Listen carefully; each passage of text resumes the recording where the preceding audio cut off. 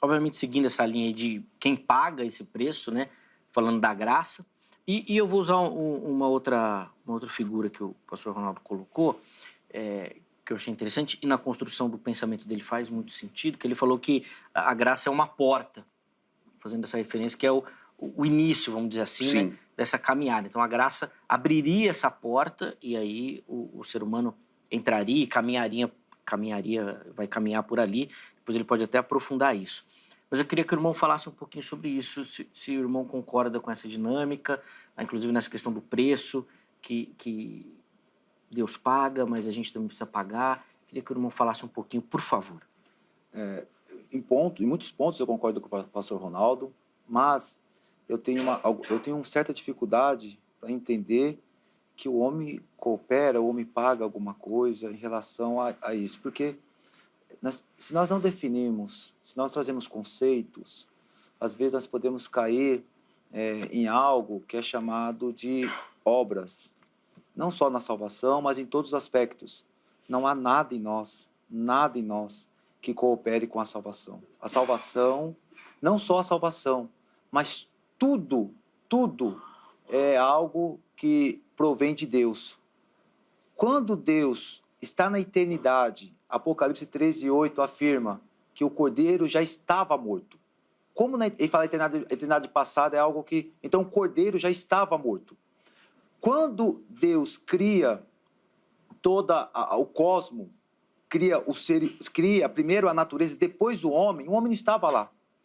Então a graça, Zeca, ela é algo que pertence só a Deus. O homem não é motivador da graça. O que motiva a graça de Deus? Isso que é importante. É esse ponto que eu quero trabalhar. O que motiva a graça de Deus? Graça é a ação de Deus. Mas o que motiva essa ação de Deus? Quais são os fatos que motivam essa ação de Deus? É o amor dele. É a justiça. É a liberdade. Eu queria que as pessoas que estão acompanhando o programa entendam que somente Deus é livre para poder agir amorosamente. Ele age com justiça.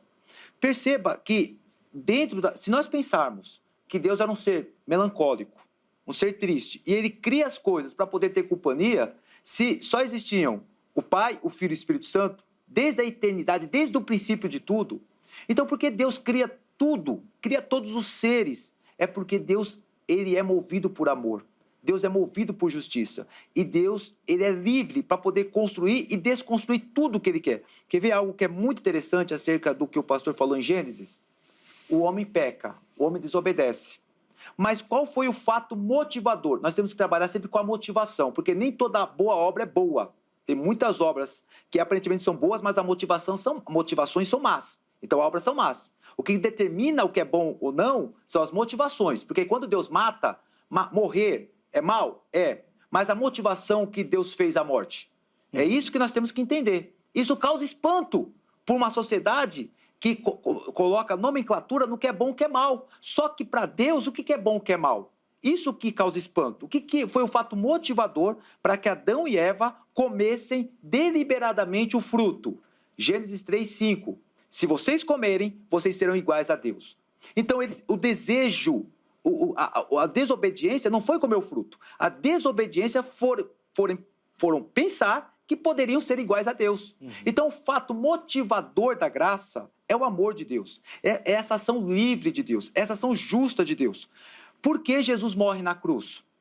Qual foi o fato motivador da morte de Jesus na cruz do Calvário? Porque Deus amou. Já que Deus amou, livremente Jesus fala: Pai, pode me enviar, para que eu possa promover justiça aos meus escolhidos. Olha só como tudo isso não é linguagem presbiteriana, tá?